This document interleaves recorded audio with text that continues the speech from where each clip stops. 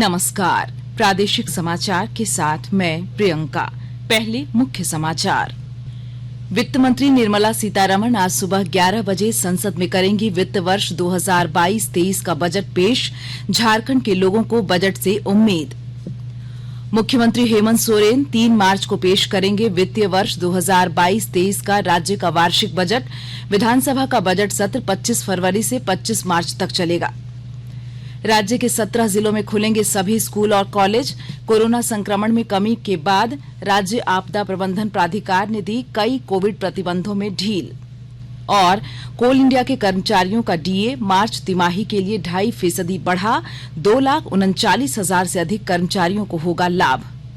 और समाचार से पहले एक जरूरी संदेश। देश के कई हिस्सों में कोविड का संक्रमण तेजी से बढ़ रहा है। हम श्रोताओं से सतर्क रहने और 15 से 18 वर्ष के बच्चों सहित अन्य लोगों को टीके लगवाने में मदद की अपील करते हैं। कोरोना वायरस का नया स्वरूप ओमिक्रॉन चिंता का कारण है। कृपया सुरक्षित रहने के लिए 3 सरल उपायों का पालन अवश्य करें। मास्क पहनें, 2 गज की सुरक्षित दूरी बनाए रखें, हाथ और चेहरे की सफाई का विशेष ध्यान दें। कोविड संबंधी किसी भी जानकारी और सलाह के लिए राष्ट्रीय हेल्पलाइन नंबर 011-2397-8046 और 1075 पर संपर्क करें। वहीं राज्य हेल्पलाइन नंबर 104 डायल कर किसी भी समस्या का त्वरित समाधान लिया जा सकता है। और अब समाचार विस्तार से।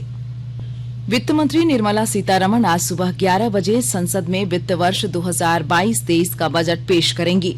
उसके बाद बजट की प्रति राज्यसभा के पटल पर रखी जाएगी। आज सुबह मंत्रिमंडल की बैठक होगी जिसमें केंद्रीय बजट 2022-23 को अनुमोदित किया जाएगा। मंत्रिमंडल के अनुमोदन के बाद वित्त मंत्री निर्मला सीतारमण दूसरी बार संसद में कागज रहित बजट प्रस्तुत करेंगी। पहला कागज रहित केंद्रीय बजट वर्ष 2021-22 में पेश किया गया था।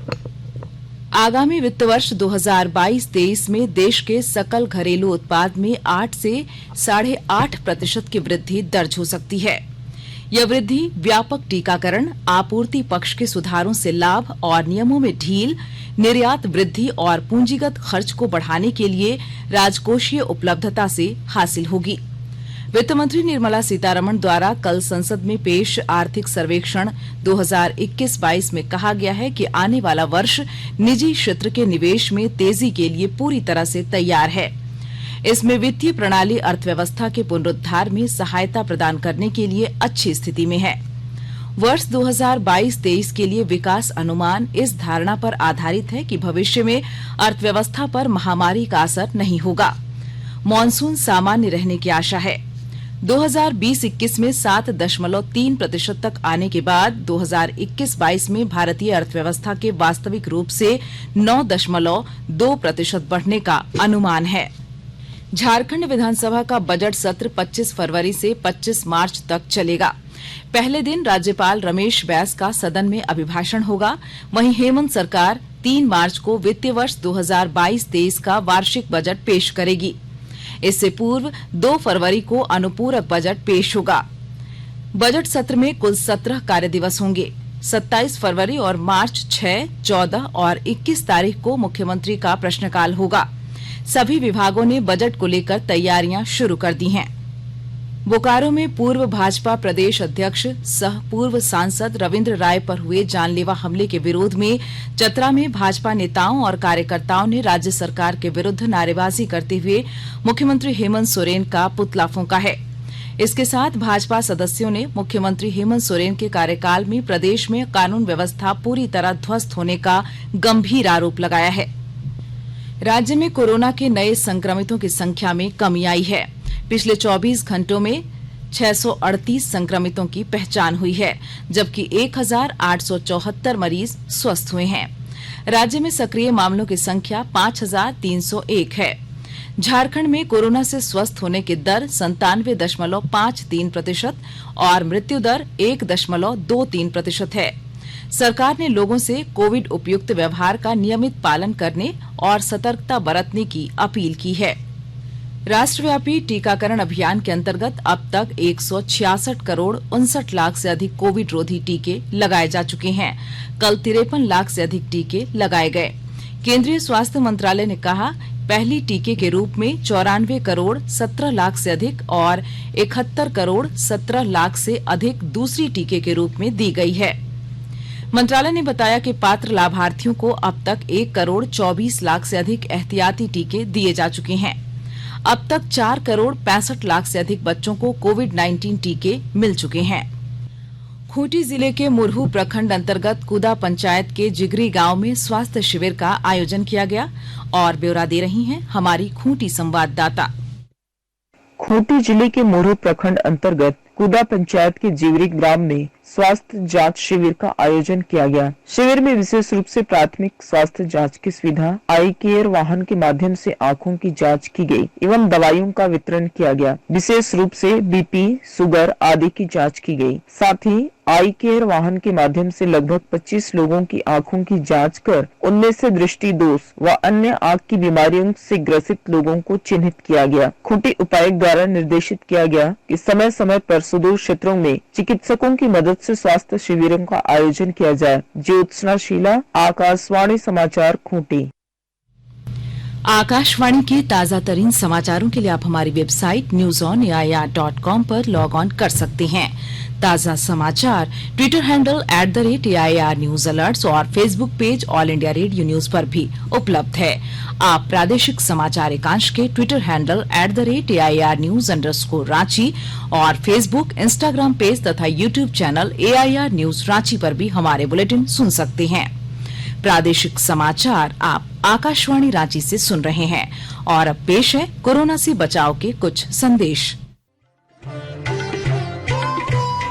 कोविड-19 से बचाव और सुरक्षित रहने के 3 उपाय। मास्क लगाएं, 2 गज दूरी है जरूरी, सुरक्षित दूरी रखें, हाथ और मुंह साफ रखें।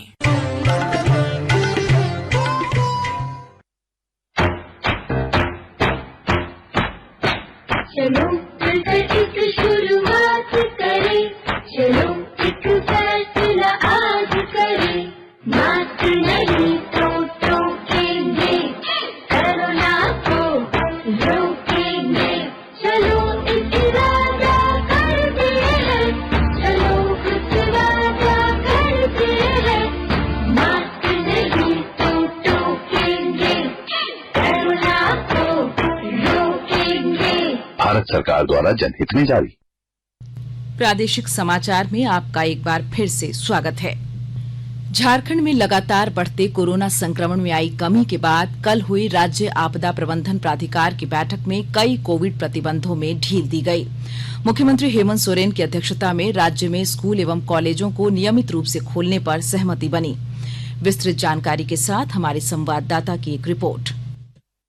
कोरोना के घटते सक्रिय मामलों के बीच आज से झारखंड के 24 जिलों में से 17 जिलों में कक्षा 1 से ऊपर की सारी कक्षाएं, कोचिंग और शिक्षण संस्थान खुलेंगे, जबकि 7 जिले जिनमें रांची, बोकारो, चतरा, देवघर, धनबाद, जमशेदपुर, सरायकेला खरसावा और सिमडेगा शामिल है, जहां संक्रमण के अधिक मामले हैं, वहां कक्षा 9 से ऊपर की कक्षाओं और शिक्षण संस्थानों, कोचिंग को खोलने की अनुमति दी गई है। दुकानों को रात्रि 8 बजे तक खुला रखने की अनुमति पूर्व की तरह ही रहेगी। वहीं जिम, पार्क और स्टेडियम भी खुलेंगे, पर स्टेडियम में दर्शक दीर्घा बंद रहेगा। सभी तरह के ऑनलाइन और ऑफलाइन परीक्षाएं लेने की अनुमति तथा सभी सरकारी एवं गैर सरकारी कार्यालयों में 100% उपस्थिति रहेगी। सरकार ने शादी एवं अंतिम संस्कार में 200 लोगों को शामिल होने की अनुमति दी है। शिल्पी, आकाशवाणी समाचार, रांची। कोल इंडिया के कर्मचारियों का वेरिएबल डियरनेस अलाउंस VDA मार्च से मई की तिमाही के लिए 2.5% बढ़ा दिया गया है। VDA बढ़ने से कर्मियों के वेतन में 2,000 से 3,500 रूपये की बढ़ोतरी होगी। इस तिमाही में कुल VDA अब 34.7% हो गया है। इससे कोल इंडिया के 2,39,000 से अधिक कर्मचारियों को वित्तीय लाभ मिलेगा। सिमडेगा में अनुमंडल पदाधिकारी ने कोरोना काल में सक्रिय भूमिका निभाने वाले नगर परिषद के सफाई कर्मियों के खाते में बकाया राशि का भुगतान कर दिया है। अनुमंडल पदाधिकारी महेंद्र कुमार और नगर परिषद के अध्यक्ष पुष्पा कुल्लू की उपस्थिति में हुई एक बैठक में कुल 111 सफाई कर्मियों के बैंक खातों में बढ़ी हुई मजदूरी की राशि डाली गई। साथ ही सफाई कर्मियों के ईपीएफ और ईएसआई के लिए बैंक खातों को नियमित कराने की बात कही गई।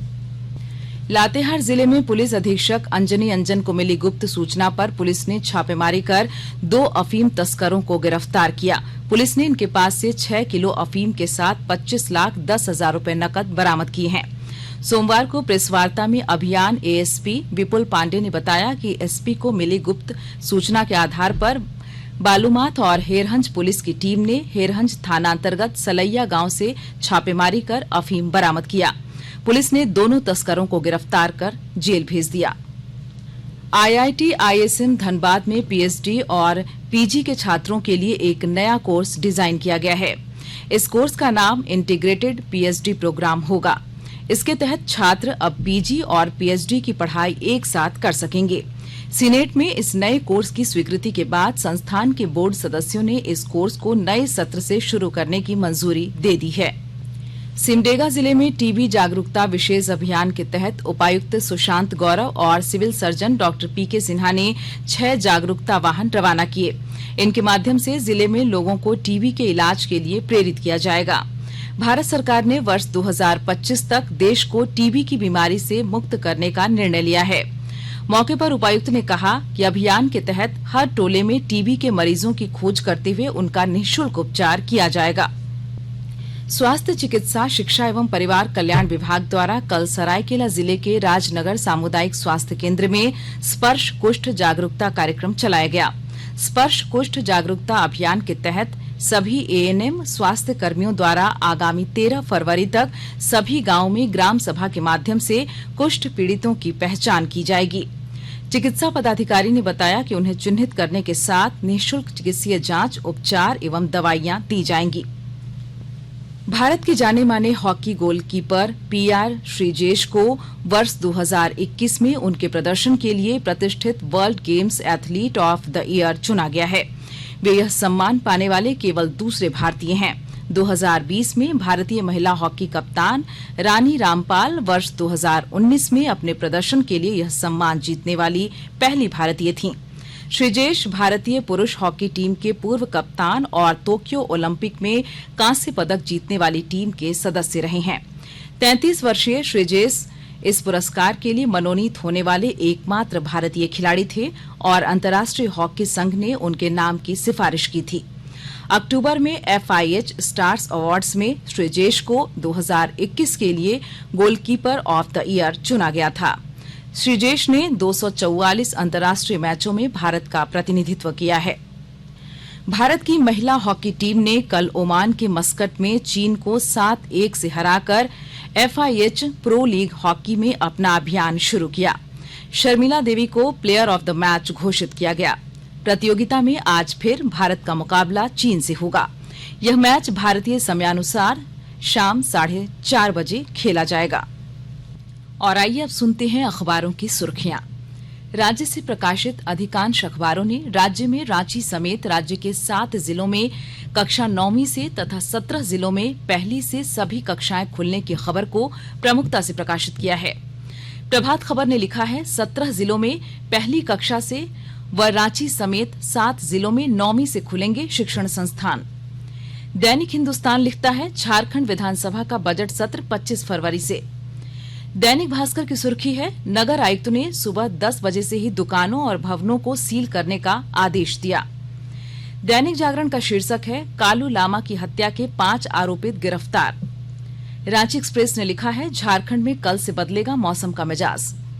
वहीं अंग्रेजी दैनिक द टाइम्स ऑफ इंडिया और हिंदुस्तान टाइम्स ने अपनी सुर्खी बनाई है आर्थिक सर्वेक्षण की रिपोर्ट में भारत 2023 में सबसे तेज अर्थव्यवस्था के रूप में आगे आएगा। और अब अंत में मुख्य समाचार एक बार फिर। वित्त मंत्री निर्मला सीतारमण आज सुबह 11 बजे संसद में करेंगी वित्त वर्ष 2022-23 का बजट पेश। झारखंड के लोगों को बजट से उम्मीद। मुख्यमंत्री हेमंत सोरेन 3 मार्च को पेश करेंगे वित्तीय वर्ष 2022-23 का राज्य का वार्षिक बजट।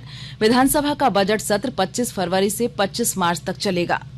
राज्य के 17 जिलों में खुलेंगे सभी स्कूल और कॉलेज। कोरोना संक्रमण में कमी के बाद राज्य आपदा प्रबंधन प्राधिकार ने दी कई कोविड प्रतिबंधों में ढील। और कोल इंडिया के कर्मचारियों का डीए मार्च तिमाही के लिए 2.5% बढ़ा। 2,39,000 से अधिक कर्मचारियों को होगा लाभ। इसके साथ ही आकाशवाणी रांची से प्रादेशिक समाचार का ये बुलेटिन समाप्त हुआ। नमस्कार।